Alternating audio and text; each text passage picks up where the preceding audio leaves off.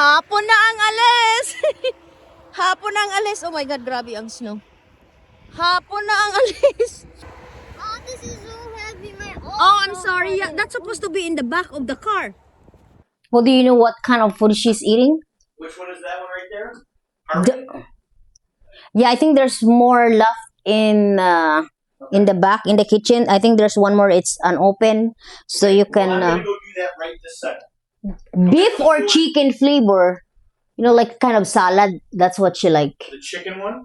Chicken or beef flavor. Okay. Are you wearing my jacket or am I wearing my jacket? No, I'm not wearing your jacket. It's right here. Oh, your jacket right here. What is that? I'm talking about the black one. Oh, the black one is in the back. It's in hook.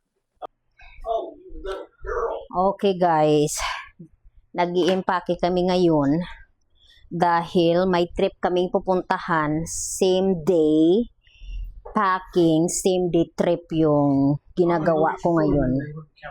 Sorry. And then, kasi si Muffin, ang aming doggy, iiwan sa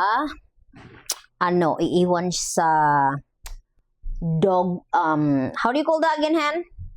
Wet. Boarding place. So kaya pinag-uusapan kung anong food yung dadalhin doon sa kanya.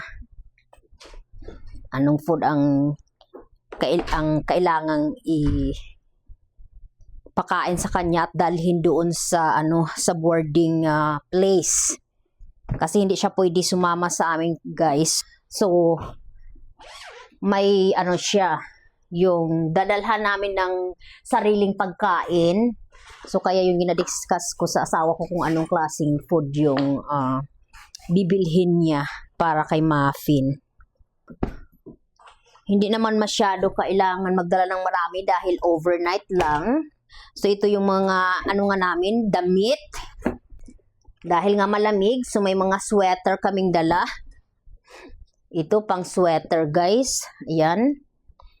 So mga lang for overnight stay, personal na kailangan lang yung dadalhin. So yung mga personal na kailangan namin, of course hindi mawawala yan. Dito lang yan.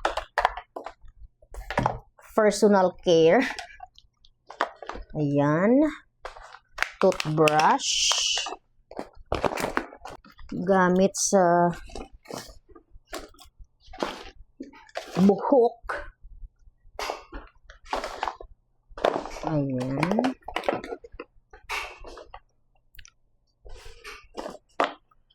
Quick trip ito, guys. Quick trip.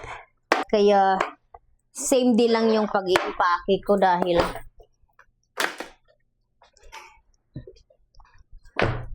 hindi naman marami ang kailangang dadalhin. Sa amin na lahat itong aking luggage na nire-ready, guys. Isang isang package lang. Mga toothbrush namin, nandito na rin.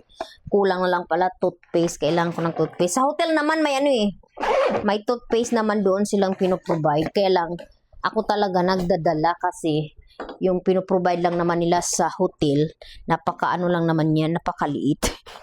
Kaya, mas gusto kong may extra akong dala. So, ayan na. At ito na yung bag ko na ikikerry. At ito, ayan. So, yun lang guys, ang pag-impake ko ngayon ng aming mga dadalhin. Kasi kung more than a night, yung trip namin, siyempre, siguro, within a few days, naka-impake na ako. Ito na guys. Isang luggage lang. Tapos na.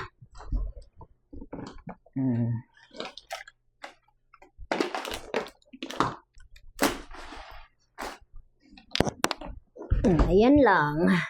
Gumagawa na lang ako ng aming makain bago alis or baon na kung wala kaming time na kumain para dire-diretso yung aming lakad or pag-drive. Kaya may oras pa naman. So ito, gagawa na lang muna ako ng makain namin.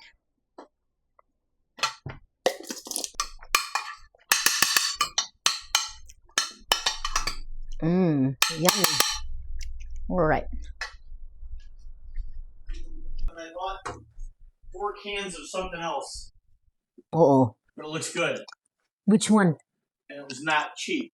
A can or the... And yeah, 4 cans, but bigger size than that little one you get. Can I see it? Can I see it? Yeah. Oh, okay. Let me get some towels or blankets that you think are what I should put for the car.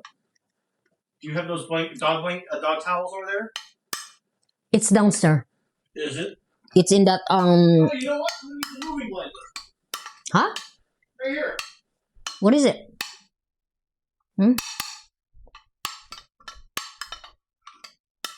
Dumating na yung asawa ko galing sa store. Okay. Sarap. You put the dog's leash on her or not? You know, Right now? Right now? the green one. Money cat. I'm doing food right now. Okay. Nako. Daming pinapagawa. So pagdating ng mga bata, pwede na nila ito kainin. Gutom-gutom na yun pagdating nila kasi hindi nagbaon sa hindi nagdala ng baon sa school. Kaya hindi nila magustuhan yung lunch doon kasi pizza daw. Kaya pagdating sa bahay, gutom na gutom yan. Muffin, are you okay? Ay, nako. Alright. We have 45 more minutes bago mag-pick up sa mga bata. Bye, Muffin! Oh, see you tomorrow. Oh, actually Saturday. Bye! Oh, this look like she knows where she's going. Muffin! Oh, see, she's looking at. Bye! Ayun na, ida-drop off na ng asawa ko si Muffin sa dog boarding house.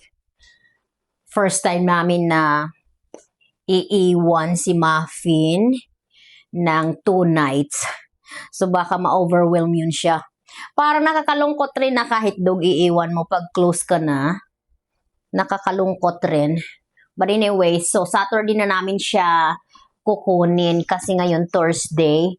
And then balik namin is tomorrow night, evening ng Friday. So dahil close na yung boarding place sa gabi, so kinabukasan na siya ng morning makuha ng Saturday. Let's go! Oh God. Griffin, where are you? Okay, open the door for me, please. I gotta get my food. Hey, can you grab the yellow bag? Griffin. Yeah. Oh, where's my son? Money talks. Ready na kami mag-take off sa bahay. Are you gonna lock this, right? Almost 4 p.m. na ang alis namin. Blankets I conveniently brought. And What did you? Oh, Gretchen, did you bring blanket? Your brother brought blanket. You did not. And I got if I want to read, Oh. I have a lantern that Dad gave me. Lawyers are aware. Gretchen, make sure you don't drop that in the car's floor kasi madumi. It's the bottom of the car is dirty. Yep, I know. Dahil nga simple malagkit maulan. Oh my God, anong naapakan ko? Bakit para malamig pa? Oh my God, tubig. Kala ko, babasa. Share with you. Woo! Lamig. You guys have all your jacket with you? Extra jacket? Huh? You guys have Marriott, Boston Water. Okay. Look over there. 2 up from the bottom. That fiddlehead's right down the street from us. Oh, yeah, yeah. You know where yeah, Felino's I is? see it, yeah. Hey, you know where Felino's is? Behind Felino's is Fiddlehead Brewery. Oh yeah, the brewery. So look at the far Like end and two up. the second, It says Fiddlehead second to the IPA. last. Second to the Fiddlehead last. Brewing. That's Vermont. Kain muna kami dito ng dinner. Oh my god. Sa restaurant. We are at our hotel room now. Kakarating lang namin at yung mga bata, excited na sila. Inayos na nila yung yung pulse up bed. Gretchen, why are you still wearing your Uggs? So ito yung aming hotel room. Excited sana ako dahil may kitchen. Ayan guys, may kitchen, may counter, may sink, may sariling microwave, may sariling Kitchen. refrigerator. Kitchen. Maganda ito pag nag-stay ng medyo matagal or mga few days. Kaso overnight lang naman kami dito guys. Kaya sayang na sabi ko may kitchen tapos overnight lang naman yung stay ko dito. Ang ganda sana magluto-luto at mag-shopping ng mga Asian na grocery dito kasi mas marami yung Asian grocery nila dito sa Boston, Massachusetts. So yung pinuntahan namin na state guy ay Boston, Massachusetts. Ayan, lang kami dito, one night trip dahil we have an appointment. Kaya nandito kami ngayon. Uy, ang bintana is open. Bakit malamig? So, ito yung main bedroom. May isang king bed. At saka, ito nga yung pulse up bed nila. At excited yung mga bata dahil gusto nilang dito sila matulog. So, yun lang guys. Nandito na kami sa hotel. At dito na tayo mag-i-end sa aming overnight trip. Dumating na kami dito is, 10 PM na pala dito guys. So, ang tagal naming nakarating dahil maraming mga, yung mga pinagdaanan sa highway dahil sa mga snow. Nagkaroon kami ng problema sa aming sasakyan. Ayaw gumana ng namin yung panglinis ng yung windshield sa sasakyan. Kaya nag-stop muna kami ng matagal at inayos. So mayroon kaming mga mga pinagdaanan sa aming pagbabayahe. Pero yun na nga, nandito na kami at dahil late na, maaga yung appointment namin bukas. So mag-i-end na kami sa aming munting vlog. And thank you for watching everyone. See you in our next vlog. Bye-bye!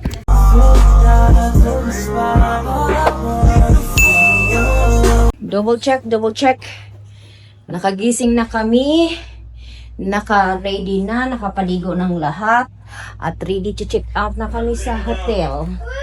We are going to eat breakfast first bago heading to the most important, yung appointment namin. So ngayon, we are going out sa hotel na. You got your jacket, Giger? Yep. Alright, I think I got everything. Oh, except the water bottle because I need the water bottle to fill up with water. Girlfriend, can you hold one of this water bottle? Because we need to put that Okay. water in the breakfast area. All right. Oops.